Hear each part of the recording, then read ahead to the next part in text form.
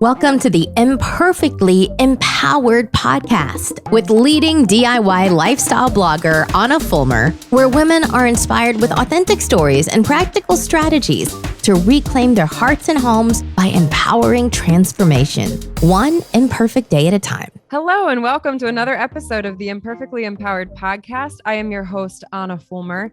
Today on the show, we have Johanna White. Johanna is an award-winning graphic designer, visual branding strategist, and the founder of the luxury graphic design company, Design by Joe Studio. She has an incredible story to share. I can't wait for you to hear it. Welcome, design expert Johanna White.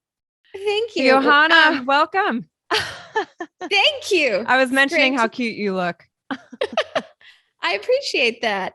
I've been doing some fun exercises for my own brand lately. I spend a lot of time working on my client's style. Yeah. And I decided it was time to put together my own personal brand style guide and do some fun shopping. And so this is the result. Okay. I have to ask, is the chain a necklace or is it part of your shirt?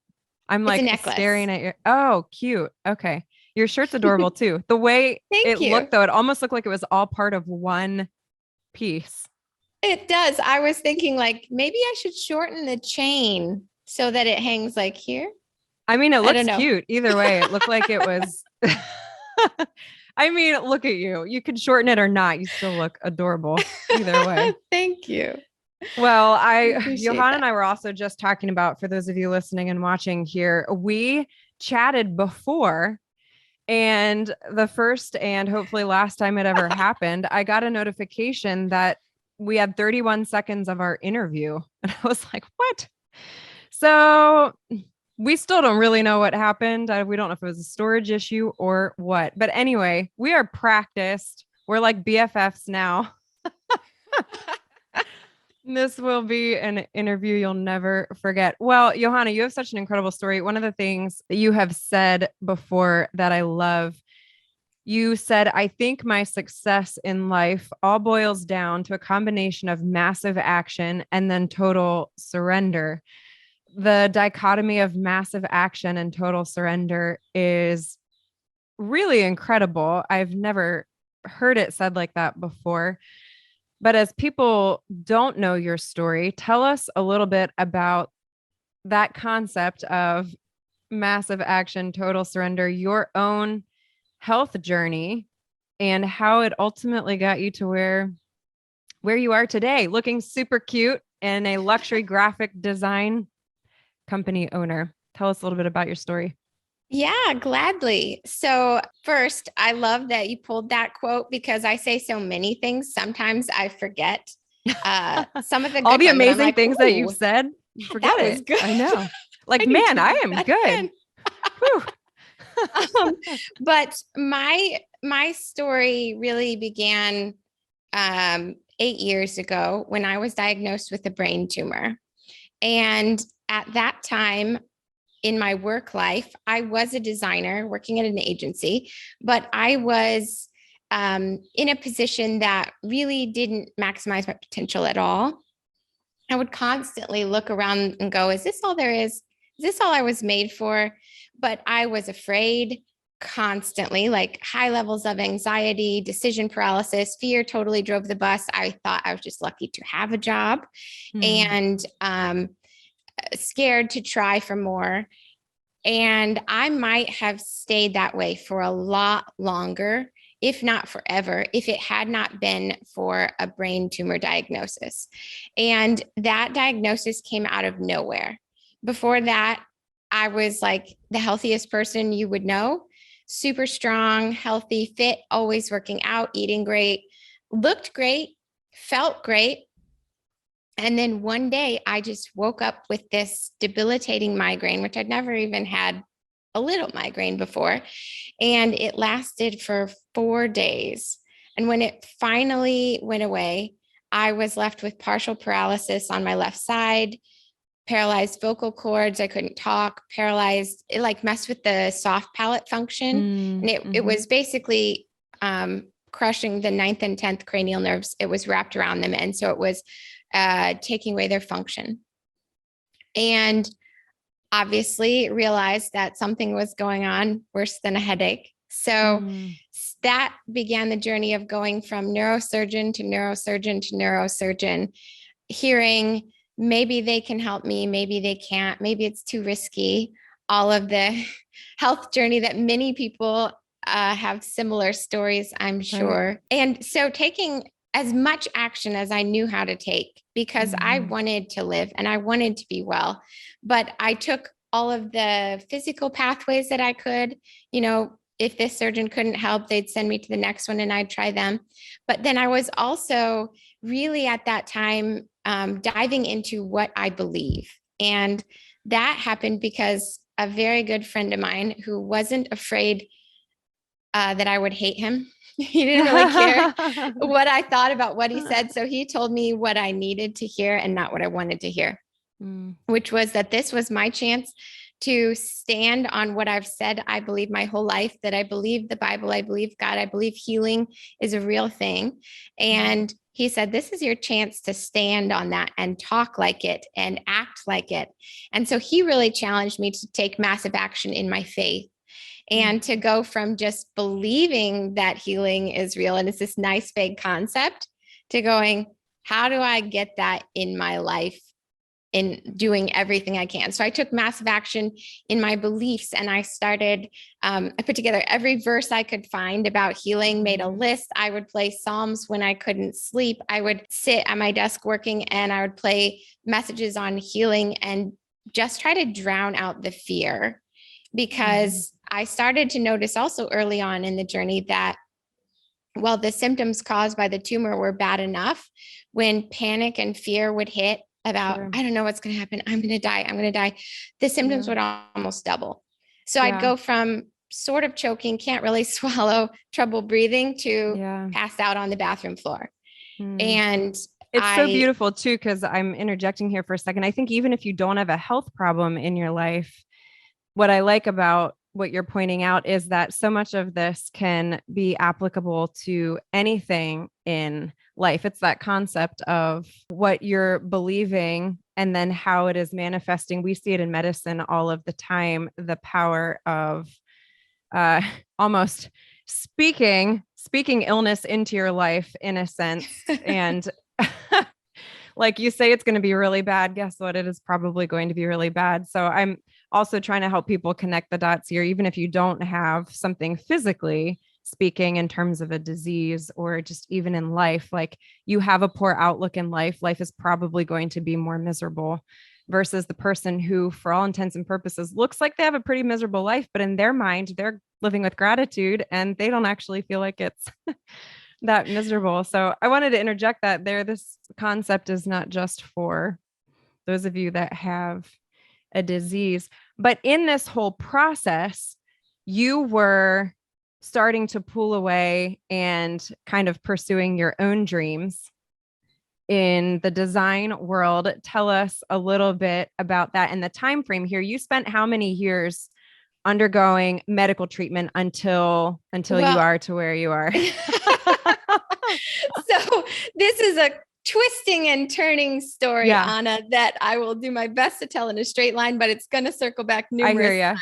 Yeah. I started the business like within 6 months of the diagnosis.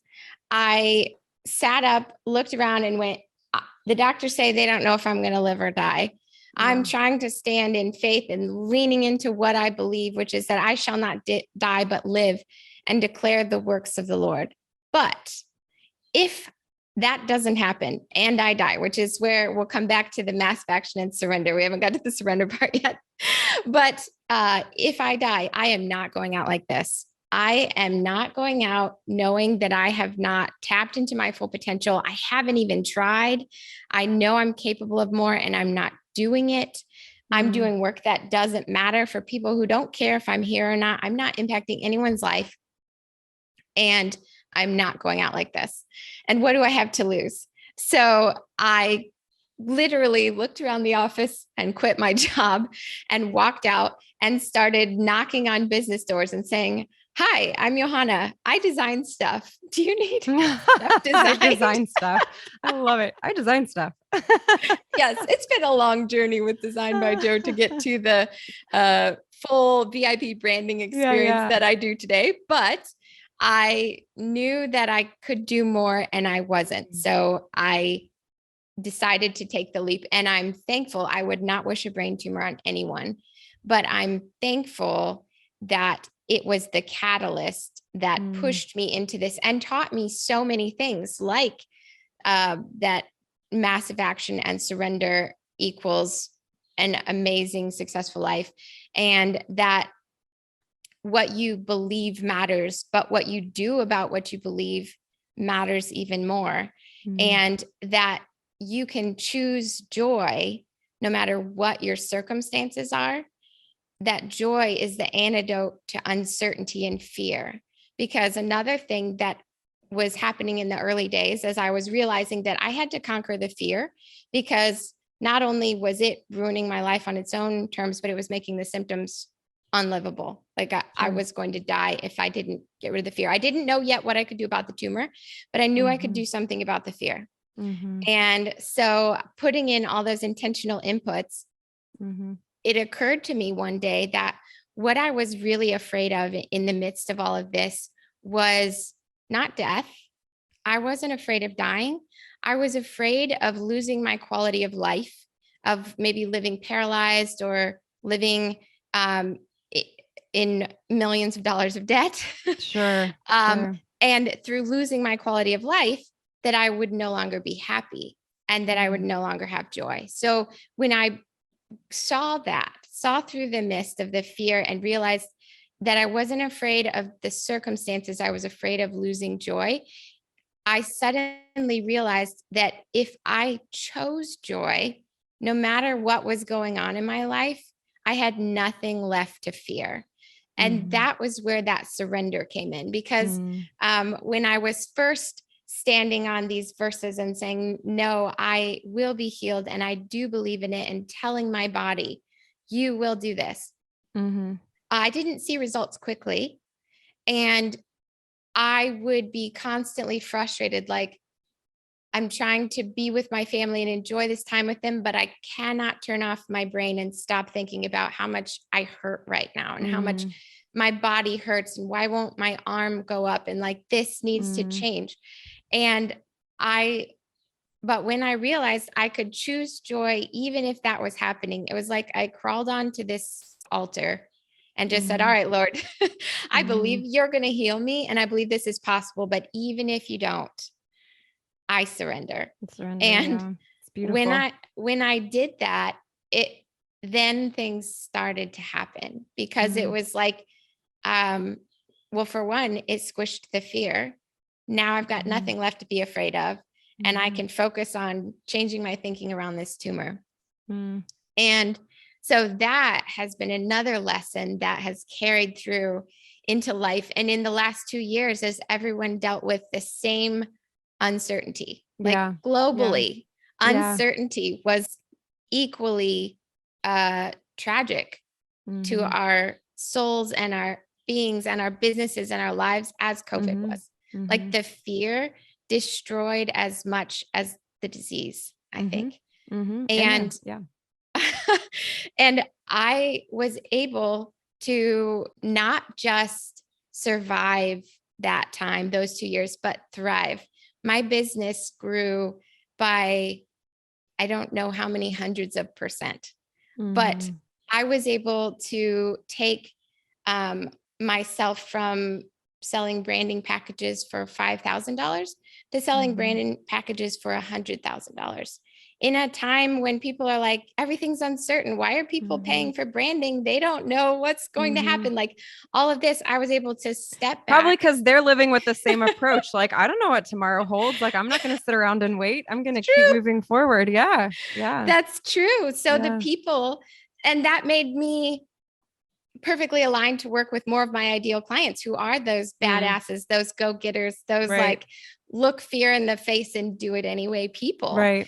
And so because I could choose joy, I recognized this. It's a way bigger global on a global scale, but it's the same thing I felt during the brain tumor, which was sure, maybe I can't travel this year. I don't know. I might try to go see family, or I might make plans and they might get shot down. Right. Even or you'll get an email notification at least a dozen times that your flight has been changed.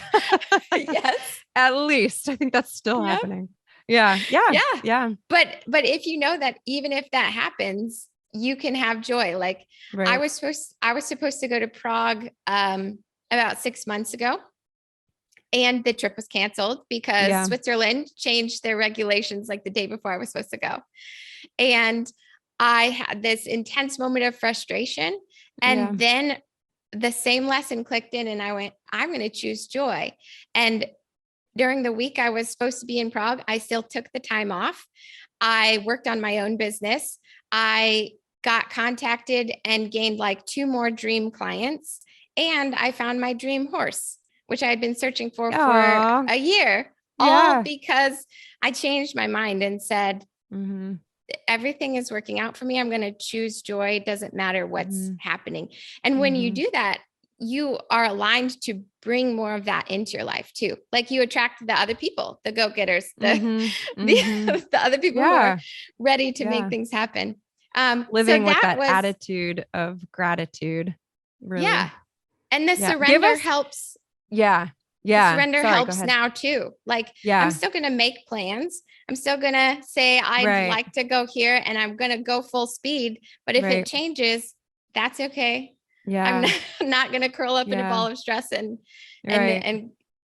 give up on life. Yeah. They don't live mutually exclusive of each other. The action and the surrender, they kind of live hand in hand, which is beautiful. That's hard for us to fully be able to grasp, but it's such a good example. Give us a quick health update. So where are you now in your health journey? Yeah, that's a great question, because when you said earlier, like how long were the treatments? I did not actually receive any treatments aside from a brain biopsy within the first 6 months. They did a biopsy, and once again, the results were inconclusive. I heard that more than anything during this journey. Yeah. The results it's so frustrating. are inconclusive. Yeah. It's frustrating as a medical provider too. It's frustrating for everybody. Yeah. And I guess that was just my lesson I was supposed to learn, again, was like certainty is an illusion. Yeah. I wanted the certainty of them saying, we know exactly what it is and here's how we can treat it. I never got that. I wanted the certainty of being able to show people that I'm healed and prove it by showing them the first scan and then showing them a clean scan. I never got that either. But what I did get was, as I leaned into standing on what I believe, my body started responding and the symptoms started getting better and better and better. And even things that the doctors had said, this symptom is probably going to be permanent because the nerve is damaged, they came back. And my muscles went from atrophied to fully visible and functioning again. And I stopped choking and I could breathe and swallow and talk again. And I started to see these symptoms get better and better and better. But then I would go for my next 6-month MRI where they'd said there was another surgeon that could probably help, because I still really wanted that certainty. I was like, well, sure, I'm doing better, but I want it out. Right. I would like to see that it's not there. Yeah. I'd like to see that it's not there. And I'd go and they'd do an MRI and they'd come in and they'd say, well, we did the scan and we're not certain, but we think it's the same or bigger. We used a different machine. So there's some variable. We can't be sure. And then they'd try to be very helpful and prepare me for the worst. And they'd tell me all of these next 5 symptoms that were probably going to happen. Your face is going to go numb. Your jaw is going to get pushed out. You're going to lose vision in this eye. And I would have come to the appointment feeling way better and healthier and my body starting to function again. And then they would say that, and because they're doctors and I had them as the highest authority in my mind, even though they said they didn't know, results are inconclusive, I would hear what they'd say and I'd leave that appointment and all of my symptoms would come back, and some worse. Some of the new ones, like I'd wake up the next morning, my face would be numb and my eye would be blurry and I'd be like, you've got to be kidding me. And I know that they were just doing their very best job to help and to do what they knew. But what I had to do was finally, it kind of came to a head about 2.5 or 3 years into the journey. There was probably like the fourth surgeon I had been sent to said, "Oh, this will be no problem. I think we can go in through your ear. We can shave it down, remove it. And the risks are very low, like maybe some facial paralysis on your jaw. And come back in 3 months, we're going to do the surgery." And even though my body by this point was functioning perfectly, I still said, yes, sign me up. I want to know that I know that I'm never going to have to think about this again. And so we did this, went for the surgery, and it was a really early morning one because it was going to be like a 10-hour surgery. They had me on the operating table with the anesthesiologist there ready to put me under, and family was like saying, "Yay, bye." And the doctor came in carrying my charts and said, "I changed my mind. I can't do this to a healthy person. I'm not going to do this surgery." And I lost it. I remember you saying this the last time, which is such a strange, it's highly unusual. I know, which is why I say Did my you look life at it right the first time? What in the world? right? And you had So 3 months to maybe peek at it again. Yeah, very, very odd. But I look at that as just part of the miracle. Yeah. And the journey. that he was just a part of the tools that were being used to get me to say, okay, clearly my journey isn't happening. Surrender. Yeah. And clearly my miracle is not going to happen through doctors, even though I love doctors and I believe that they help a lot of miracles come to pass. I guess that's not my story. And I guess that's not my outcome. Because he basically said that he reassessed and he decided the risks were actually maybe feeding tube for life and a wheelchair for life. Right. And he refused to do that to a seemingly healthy person. And I was mad at the moment. Now I'm very grateful that he had the guts to say that and to look like a fool, maybe. Yeah. So you symptomatically live well now. Do you still have the brain tumor? Is there still presence of it? So they wanted me to keep coming back to do a watch and wait. Right. But he actually told me that they weren't going to do anything about it based on the scans. They were only going to take action if the symptoms reappeared became and disabling. Exactly. And so I was like, wait a second. I've been trying to live by faith, but basing my final belief on these scans. And you're telling me you also aren't really going to act on the scans. You're acting on my symptoms. Then I'm going to stop coming back every 6 months and getting the pants scared off of me because my faith, it just isn't quite strong enough for that. Yeah. Yeah. And it's exhausting. Yeah. And I was like, I am going to instead walk in what I know to be true, which is that I am healed, and just keep speaking that out and walking into it. And so I get to live a daily miracle. I get an ongoing faith. I get to just keep walking in it because I never got that clean scan. The last one was 6 years ago. And my body has been perfect ever since. Paralysis gone, all the muscles back, no more migraines. Although, of course, every time I get even a tiny headache, I'm like, Right. That's understandable. Yeah. Yeah. But it's such a beautiful picture of, I think the thing that is sometimes hard to understand too about the physiology of our bodies is the fact is we're all walking around with a degree of disease. I mean, it sounds like a very morbid thing to say, but we're all dying. I mean, we're all one step closer to dying. So what are you going to do today? How are you going to live today? There's no promise of tomorrow. And what I love about your story is it's a more physiological reminder that there is no guarantee. And so you do have to live with action while surrendering your future. But today is still up to you. The choices that you make today are still up to you. So I think it's beautiful. And I love that you mentioned horses, pulling that out of your story. I know you have several hobbies that you love doing. And I think it's special when you have those moments where you're reminded, like, this is a privilege that I get to enjoy life. Tell me about some of the ways that you enjoy life. I know you have a lot of things that you love to do. Some of these things I want to do. You've like inspired me. I want to do these things. Tell us about some of your hobbies. Well, come Your do dream them with horse. me, Anna. What's your horse's name? His name is Romeo. Aw, He is cute. an adorable little roan quarter horse that I have Aw. been searching for over a year. I do mounted archery as one of those hobbies. And Tell us what I know what it is, but if someone doesn't know what mounted archery is, what is mounted archery? Archery from horseback. Yeah. And so she's basically like from the movies. You see people in the movies. That's Johanna. I want to be real Xena. life. Let's see. Let's just face it. I want to be Xena. She's Xena. I mean, she's already getting started with her like chain shirt and yeah, she is Xena, people. Real life. Thank you. Yes, I have arrived. If your her brand is set, she's Xena.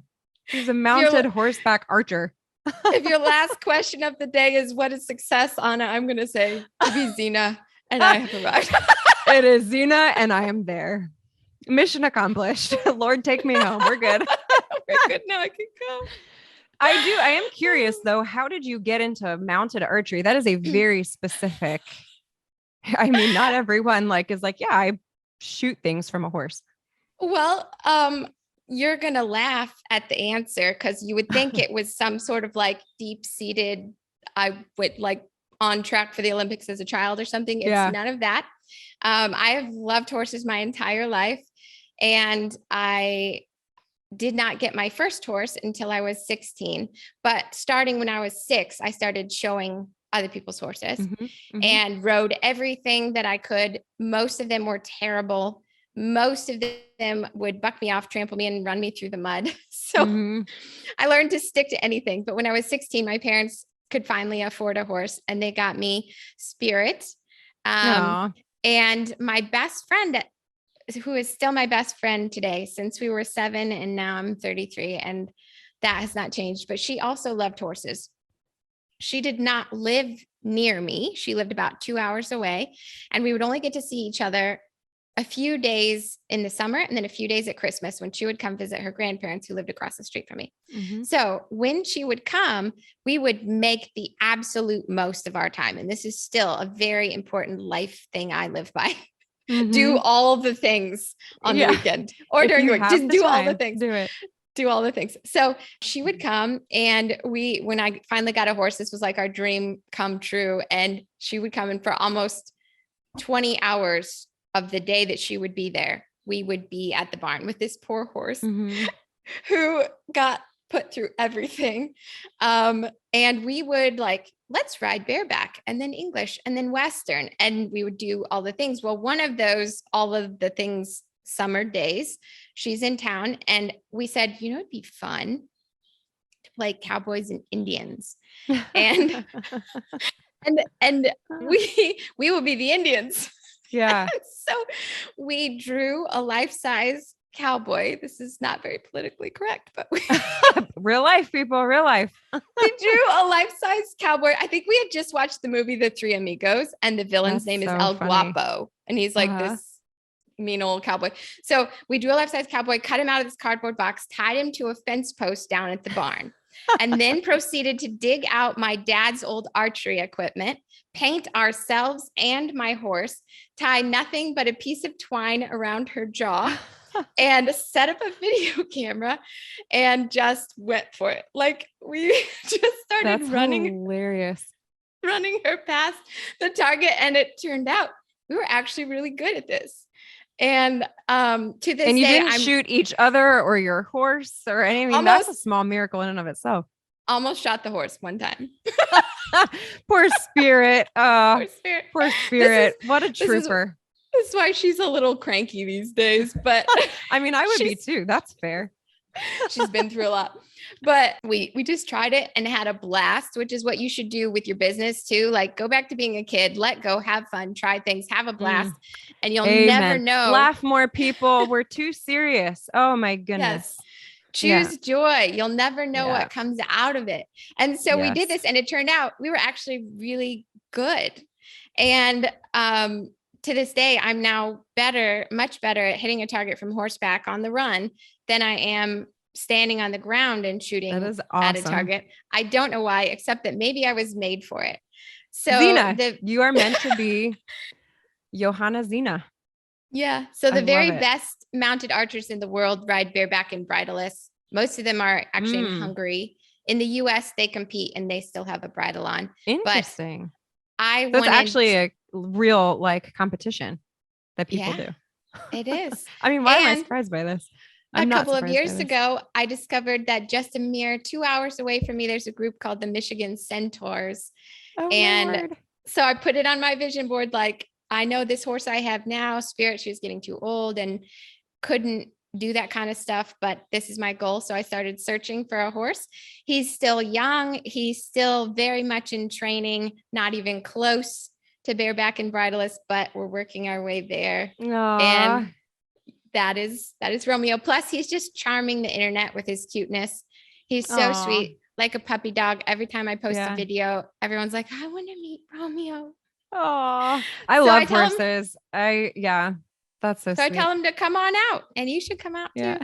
I would love that. It's actually on my bucket list to take horseback riding lessons. My mom grew up with a horse, and actually my sister-in-law was an equestrian major. So she's actually a trainer for a Olympian, but I love horses. I've always said if I had the extra money, like I would love to have a horse farm. I'd rather a horse than a dog even, but you know. Yeah. Well, you should do it. You should do it sooner rather than later, because you would be amazed. Like, some of my friends are CEOs and very successful, and they've never done anything like ride a horse. And they saw videos of Romeo and they're like, Johanna, I'm turning 40 this year. Can I please come ride? And so they came out, and I was like, that's so for sweet. you, I will make an exception and give lessons. And they have fallen in love with it. And they have learned what I've known my whole life, which is there's this mindfulness that happens when you're riding a horse, because it takes all of your concentration. You cannot think about work. You can't think about your problems, especially if you're bareback. All you can think about is staying this horse. On. and they respond to your thoughts. They respond to how you turn your head. They respond to the slightest thing. If you're tense, you squeeze, and then they prance and they get all nervous, and your energy channels through them very quickly. And so these like go get them CEOs are realizing that they can come to the barn and they have to leave work at the door, which is one of the few places they've ever been able to do that. And so during the brain tumor, Spirit was my therapy. Everything would be wrong. And I'd go out and grab her and jump on bareback and just race through the field. And for 15 minutes, everything was right. Like, I was in the moment, just being alive, and grateful for being alive then, and not thinking about what happens next. And I could just forget. And y'all forget therapy. Just put the money into a horse. That's what I'm getting. That's what I'm taking out of this. Well, probably don't just get your own right from the get-go. Go try some first. There's lots of places you can take lessons. That they're a big, not money investment, although they are, but just like time investment and life investment. Yeah. Well, and then you need the property, you need unless I guess you're renting. Yeah. Anyway, horses are amazing. I'm on board with that. We will definitely have to figure out. It's on my bucket list. Like you said, your vision board, I have a bucket list, so I'm slowly chipping away, but that's one I want to chip at. We're going to take a quick break. When we come back, we're going to play a quick speed round of this or that with Johanna, and we're going to dive into her expertise on leveraging graphic design to create maximum impact for your brand, a high impact brand identity, right when we come back. You have tried it all. Worried you will never lose the extra weight or reclaim the energy you once enjoyed? Want to achieve fat loss without spending hours in a gym or eliminating entire food groups from your diet? Well, now you can.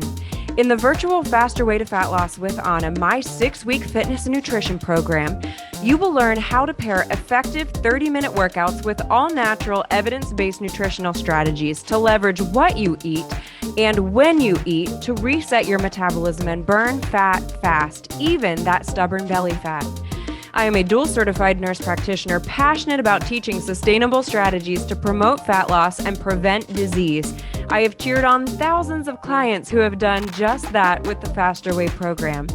In my 6-week program, the average client currently sheds 7 inches of body fat. 93% report more energy, and 89% state that their mental health has improved. 100% of clients report they feel this program is sustainable. Curious to try the program but not sure if the strategies will work for you? Try the Faster Way strategies for free. Head to www.hammersandhugs.com and sign up for my free 7-day fat loss accelerator course today and start your own transformation story. We are back here with Johanna. Johanna, we're going to play a quick speed round of this or that. 2 choices, very, very straightforward. I also noticed that you like ballroom dancing. I saw that on your interest sheet. So let me ask you this. Would you rather waltz or swing dance? Definitely swing. Mm-hmm. Now, are you West Coast or East Coast? East Coast, typically. Yeah. I like West Coast. Mostly I jive, though, which is the faster version of East Coast. Yep. Starbucks, hot or iced? Hot. What's your favorite drink? Do you have a favorite? I do. And they finally brought back the syrup so I could have it. I like their salted caramel mocha. Ooh. So they didn't have salted caramel for a while? For a while, it has a toffee nut syrup in it. And like during COVID, I don't know if they couldn't get it or they just decided to freshen up the menu. They took it off and it was devastating. Devastating. Starbucks. You have no idea. I asked for it from every Starbucks from California to New York. I was like, do you have it? Until finally they did. Come on. Oh, it is devastating when you like are so excited about a coffee drink and they don't have it. Or like the shop will randomly close. I think COVID did do a number on some of the Starbucks coffee shops. Would you rather be a ninja or a pirate? Oh man, that's a hard one. Pray about it. Probably a ninja. Yeah.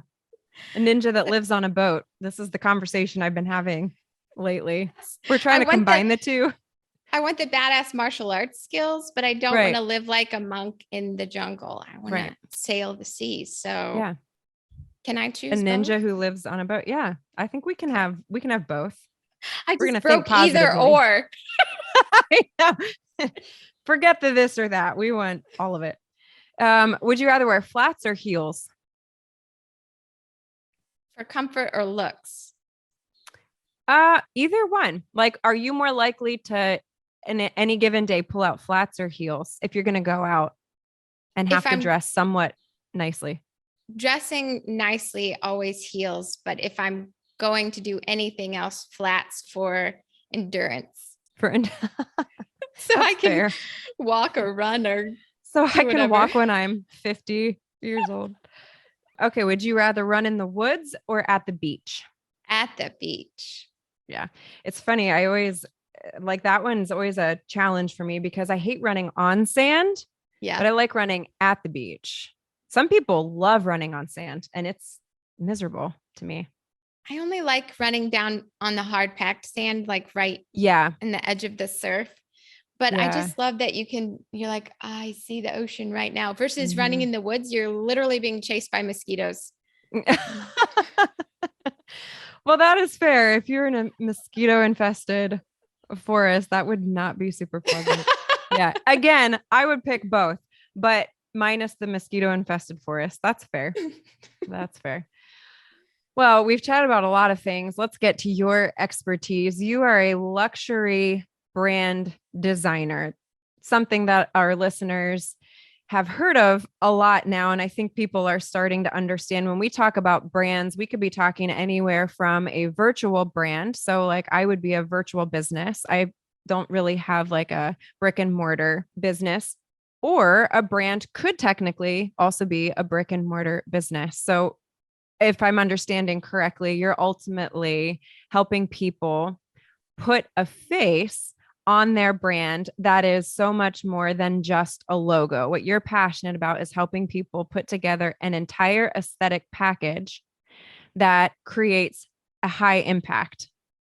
Tell us a little bit about what that entails. And for those of us who are business or brand owners, what are things that we need to be thinking about from an aesthetic standpoint to communicate what we want to communicate?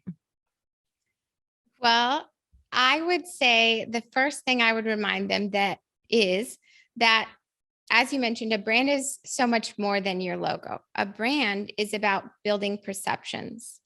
And what I do is I work with clients. My ideal clients are people who are the best in the world at what they do, but they don't look like it yet.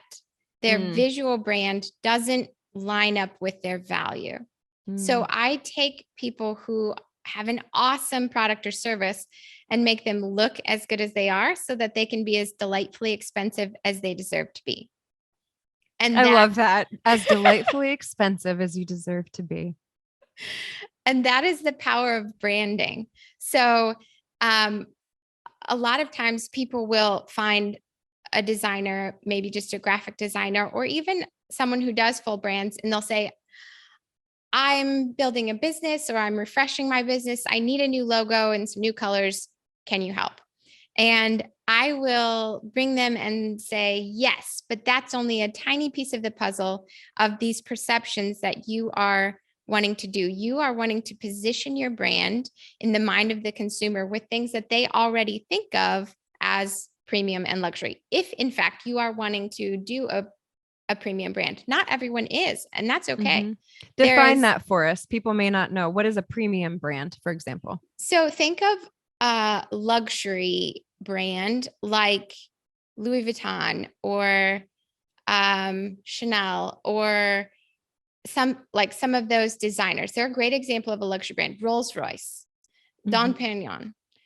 They are products priced because of their name and the significance that people get from owning them or feel like they get from owning them. They are far more margin built into their prices than, say, a company that is branding for mass market, for the everyman, someone who wants to sell a lot to a really wide audience. Luxury brands are that because they don't have a wide audience, because they are dealing in exclusivity.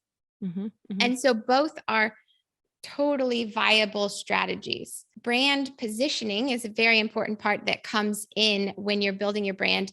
And it doesn't mean that everyone should position next to luxury.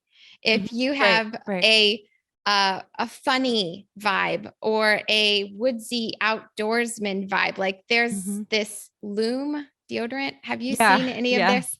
Yeah. Yes, I have.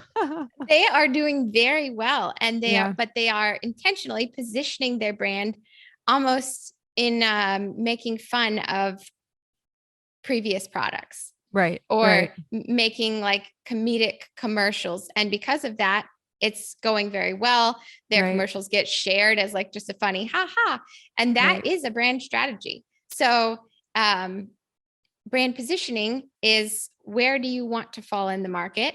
And speaking to that audience by using imagery and styles that align with what they already think of that. So there's this men's soap brand called Sasquatch.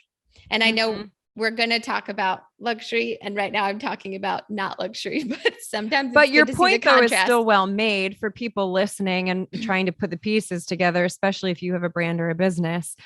Really what Johanna is saying is that you need to consider what your angle is in terms of positioning your brand. Do you want to stand out because your brand is funny? Do you want to stand out because your brand is, pretty or homey, or like, who is your target market? So I think it's a great clarification what you're saying. You are niched into luxury. You are specifically helping luxury brands, but it's helpful, I think, for people to understand that need to position their brand in some way, shape, or form. Right. I guess I just wanted like that Sasquatch. disclaimer. Like Sasquatch, when they not a luxury brand. No, but they're funny. They pair themselves with masculine things like the woods and plaid shirts and axes, And they know their target market. Their target market is probably not the Rolls-Royce target market. Exactly. Hence the plaid shirts. I bring that example up just before I go into what is my specialty, which is branding for high dollar sales and branding for luxury audiences, because I want the listeners to know that that is not the path for everyone, and that is okay. Right. Right. So branding is important for everyone, but branding for luxury is not always the answer. Mhm. However, that is my specialty. So I am going to answer the rest of your questions through that lens. Perfect. So Johanna's specialty is luxury branding. Make sure that you know how you want your brand to align. So one of the things that you mentioned a little bit earlier, and again, you're speaking through the luxury brand niche, if you will, but you also mentioned that there are some people who focus on graphic design as opposed to a brand identity. Again, before we speak specifically to luxury, flesh that out a little bit for us. The difference between it's not just graphic design, it's also creating a brand identity. Give us some practical examples of that. Yeah. So graphic design is a very important part of a brand because people connect to visuals. But it is, for my clients, I like to teach them that step one in a brand is know your value. Step two is to show your value, which is where the brand positioning and the design comes in. And then step three is to always find a way to add more value, which is where you go above and beyond in building those raving fan clients. Mhm. But before you can show your value to the world and be as delightfully expensive as you want to be, you have to know what that value is. Yeah. So step one with my clients is diving into their brand messaging, identifying their X factor, what makes them special, identifying their ideal client. Who do they serve better than anyone else? And why? How do they serve them better than anyone else? Because until you know who your ideal client is, you're just talking to the whole world and you're basically throwing spaghetti at the wall. Right. You're just speaking in bits and pieces, and your message will resonate a tiny bit with some of them, but you'll still get far less attraction and clients than if you have a very clear message that addresses the problem that you solve specifically for your most ideal client. And so have you ever heard of Story Brand? Donald Miller. I've heard of it. I can't even tell you exactly the process, but I have. Yeah. He is one of my favorite, just kind of grassroots on brand messaging. So for your audience to be helpful, if they want to, something they can do today as they're starting their brand, I recommend getting his book, Building a Story Brand, and read that. It's awesome. But it helps you talk about you and your brand in a way that directly relates to the problem that you solve, because people don't buy products or services. They buy solutions to their problems. Right. And so the brand messaging portion, knowing your value, is identifying what that is and how you solve it uniquely. And people will panic and say, I can't be unique, though, like every idea has ever been had and every problem has been solved. But as you probably have heard Rory say in Brand Builders, your lens, your story takes what you do and makes it unique. And it's like the lessons that I've learned through the brain tumor about massive action and surrender, or about taking action on your belief. I apply those to my clients and to what I teach, and it makes it powerful to my audience. I also teach them that it's now or never, and why not go for the highest level that you want, and never stop at no. Like, just keep going. And so your lens makes it unique. So don't worry that you cannot be unique in a space. You can. And we find that. And during that, knowing your value, we really draw that out of you and figure out what that is, so that then once you are confident that you are worth more, that you have what it takes, that you have the solution, it's very easy for you to begin to show that value. Yeah. Which and is this is where the clarification that I was talking about for those of you listening is, like, it can't just be graphic design. That's where she's going to elicit more of what it is to create a brand identity, to use the visual impact. So tell us a little bit about that. So know your value, and now show your value. How do we show our brand value?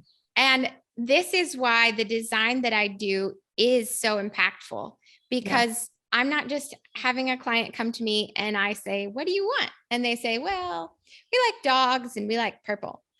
And I go off and make them a logo that's a purple dog and they love it. But does their audience love it? Is it appealing to their market? Is it communicating their value? Maybe, but probably not. So that first step of knowing the value, identifying that, doing the research, writing the messaging, we know exactly the story that we want to tell. And then we design the visuals that tell that story.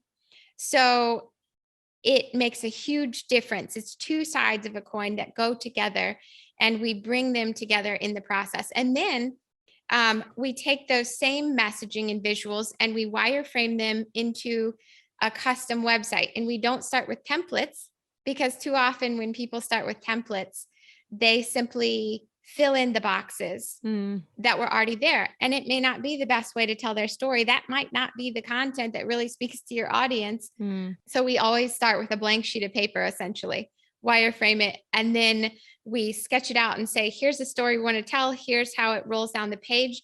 And then we go back into the visuals and we do a photo shoot for their personal brand, if they have one, if it's relevant to their business, if they are the face, the founder of their company, if a personal brand can help them grow, which in most cases these days, it's very relevant to most businesses.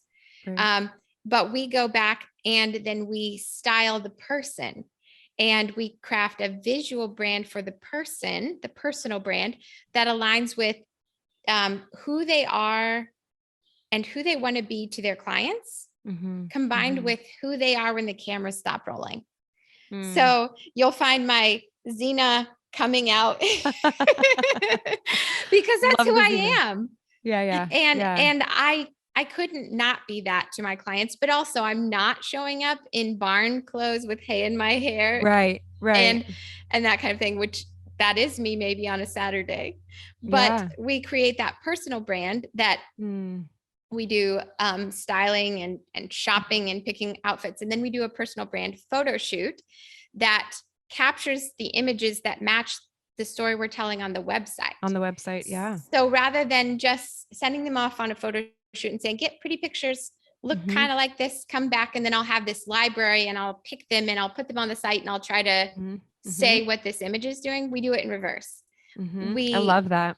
We create what the image needs to tell. And then we have shot lists and artboards and say, this is exactly the story we're telling. Create this kind of like artboards before an animated film tell the story. And then they create that. So we do it a bit like my life in cycles and it weaves back and forth. But that whole brand, that end result is that there's excellence across all touch points, that it feels consistent and quickly and clearly communicates their value to the world. So for an existing business, for example, a lot of my clients are service industries like coaching. For a coach, I've had clients come where they had an okay website. They had some pictures of themselves on there. They had some sporadic copy that maybe a copywriter wrote their best version of. But this coach is struggling because they are trying to sell packages, not even that much, for maybe $3,000 for a 6-month package. And they can't get people to see their value. They're talking to them, they're sending them to the website. And when the people land on the website, there's this disconnect, this disjoint. Like, you sounded great on the phone or on the Zoom call, but then I got here, this looks unprofessional. This looks like you're new at this. This looks like you don't know what you're doing. And we take them, we strip that, we start over with the messaging and finding who they are, and then the visuals and the website. And the results are, these coaches go, and the day the website is launched, they can do a sales call and charge $6,000 for a program. And people are saying, yes, like this actually happens because they no longer just have to use words to try to convince people of their value. They can show them, but also they have the words to use now. They aren't just sending them to a website and saying, draw your own conclusions. They have this message, this brand script that they speak the same way as you're going to see it on their website, as you're going to see it on their LinkedIn bio, as you're going to see it on their social media posts. You're going to start hearing the same words and phrases and the way they talk. Like, if you go to my website, you'll see about being delightfully expensive. But when people ask what I do, that's what I say. And that's on LinkedIn and that's on Facebook. And you're going to see it in a lot of places because the message is a key part of the brand. But so are the visuals. Like if I just talked about being delightfully expensive and sent you to my old website that I had 4 years ago, which was just a portfolio, because that's what designers did. You do a portfolio and you say, here's my work, draw your own conclusions and hire me. Right. You're leaving way too much to the ideal client to have to understand, know, etc. And when that was the case, when my website was just a portfolio and it looked like everybody else's, I couldn't sell packages for $5,000. People say, oh, that's kind of a lot of money. And I would get lots of no's. And then when I did everything we just talked about, took myself through the process, I was my first case study on making this work. Then immediately I could sell packages for $10,000. And if people couldn't afford it, they would say, but I can see why it costs that. And you're going on my vision board. And then they'd come back in a year. And by that time it'd be like $30,000. But hey, I like quantum bunny leaping growth. That helps me and my clients level up. But because I had the visuals to back up what I'm saying, I say, be delightfully expensive. And they go to my website and they see marble and dripping gold and Louboutin and Louis Vuitton and like all of these things that in their mind already equals luxury. It's a much shorter distance for them to form that perception. I would say one of the biggest mistakes that people make when it comes to branding is not branding. Like they think it's not time yet, or that I need more answers before I create perceptions and all of these things. But in reality, branding is happening. It's either happening to you or by you. And people are forming perceptions, whether they're the ones you were hoping to communicate or not. You were asking for them or not. Well, what I love that you do is you're really taking somebody through, it's a very organized, streamlined process to creating that brand identity. I think about my own journey over the last 3 years and really what has taken me probably 3 years. And I have no doubt my brand could use a lot of work, but from where I started to where I am now, you're really offering in a organized package where everything that you just mentioned for me was probably 5 to 6 different people creating all those different things. And what you're offering somebody is a very organized luxury premium experience to create it in a very consistent, streamlined way, which I love. If somebody is interested in hearing more about what you do, getting a consult, finding out if you would be a good fit for their business to help create a high impact brand identity, where can they find you? Where should they go?